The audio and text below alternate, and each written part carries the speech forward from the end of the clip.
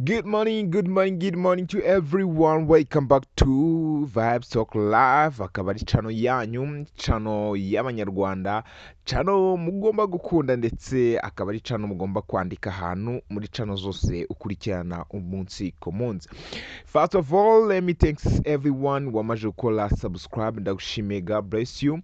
God bless you. Nongere mbisubiremo kubera yuko hari icyo wakoze ku rugendo turimo ndetse hari n'icyo wubatse muri sosiyete nyarwanda bitewe n'uko iyi ni cano ibagezaho amakuru. Sindi bujya muri byinshi, sindi buze gutinda cyane, murabizi ko intro yanjye igomba kuba ari ngufi, ariko uyu munsi ndagira ngo nze twiganirire twongere tugire icyo tuvuga ku muhungu ndetse n'umugabo witwa Yampano. Nk'uko mwamaze kubibona title ivuga ngo irimbuka rya Yampano, yaba mu muziki ndetse no mu muziki ndetse no mu buzima. Ngira ngo umuntu ashobora kunyumva nabi akavuga uti Yampano se uramurimbuye aka kanya, Yampano se umwambuye ubuzima, Yampano se umukuye mu muziki, ariyo mana ashobora kuba yarigaragarijemo cyangwa se ariyo mpano abanyarwanda bamuziho, ariyo mana ishobora kuba imubeshejeho.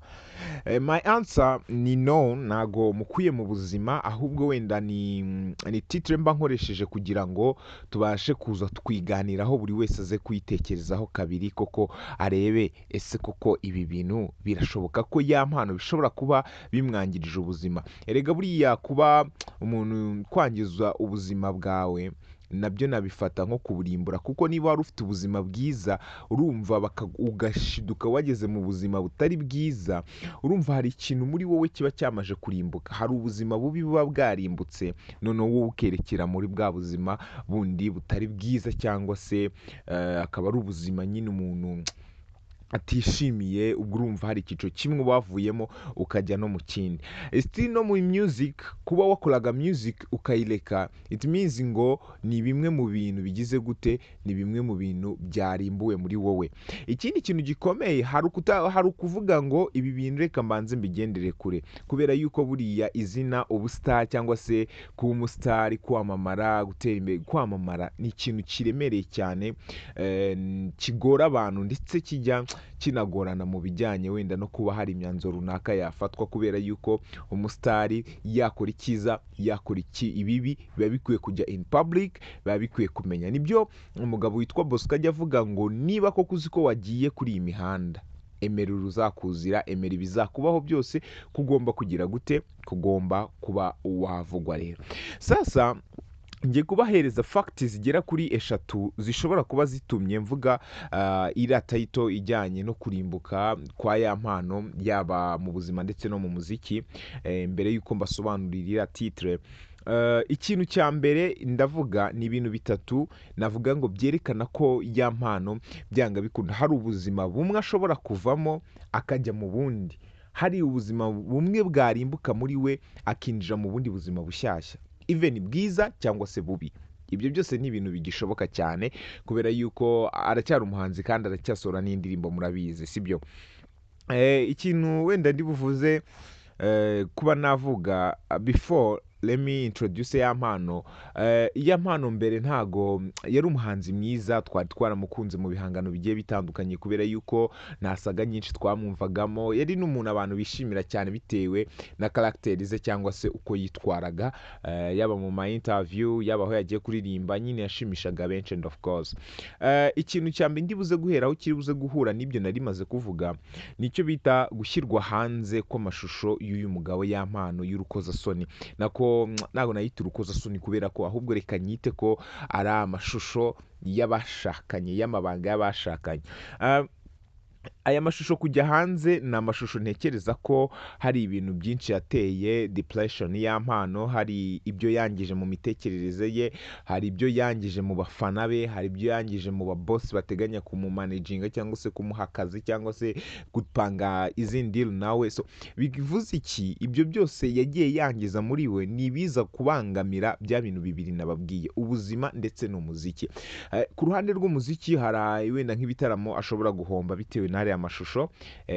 Ku ruhande rw'ubuzima amashusho kuva yajya hanze yashoboye yamuteye ikintu bita umuhangayiko mu bwonko, kumva ababaye, kumva yigunze, kumva nyine atari bujye mu bantu.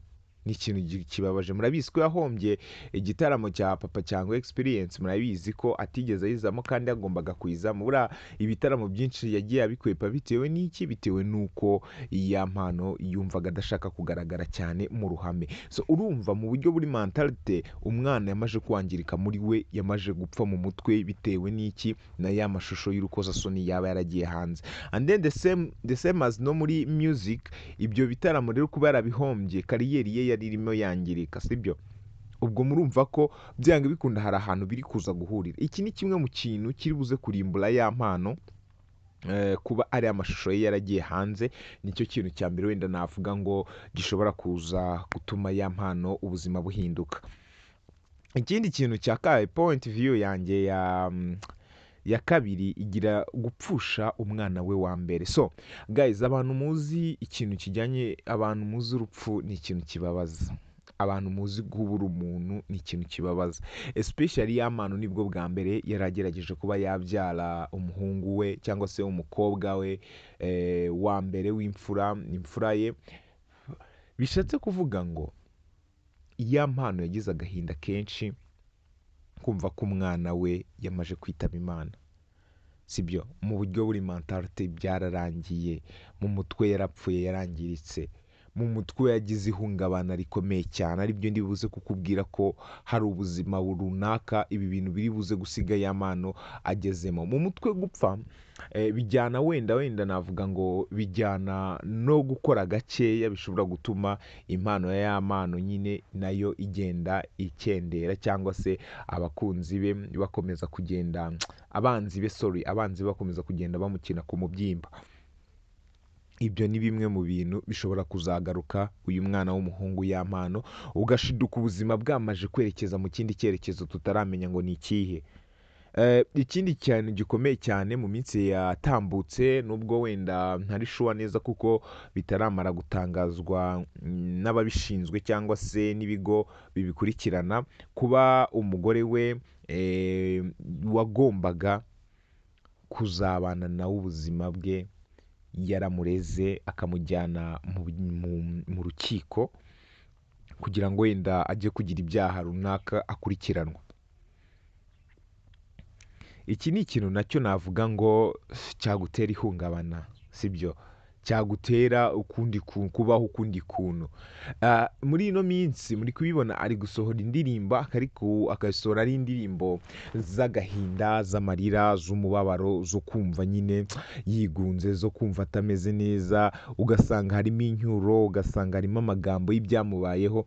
So navuga ngo ni indirimbo ari gusohora akoreshejwe wenda n'amarangamutima afite, ntabwo ari gukoreshwa n'icyo abanyarwanda bakeneye uyu munsi. Ibyo ngibyo rero nubikoresha uri umuhanzi, ntekereza yuko byanga bikunda ni bimwe mu bintu bishobora kuzangiza umuntu ndetse no kumwafekta cyane, bitewe n'uko ntabwo yabanje kureba ese sosiyete ikeneye iki, ese sosiyete ninyiha iki kintu iracyakira ite, ese umuziki w'u Rwanda nihe calibre ugezeho, se nihe stage cyangwa se nihe level uyu muziki ugezeho, nuwuhe muziki ngomba gukoresha, sibyo? Ibyo byose ntabwo ari kubibara. Ibyo nabyo biri buze kuza gutuma uyu ya mpano arimbuka mu muziki, usange umuziki noneho we utangiye kugenda ukendera. Nakubwiye no mu buryo bujyanye n'ubuzima, buriya ya mpano uyu munsi wa none ahubwo yari akwiye kuba yafatwa akajyanwa ahantu muri rehabilitation center, ubundi bagakurikirana wenda ibijyanye n'ubwonko cyangwa se imitekerereze y'ubwonko y'uyu mugabo, kubera yuko ni ibintu bigaragarira buri wese ko ashobora kugira ikibazo gikomeye. Rero ngayo nguko uyu mwana w'umuhungu nyamara aratesetse guys.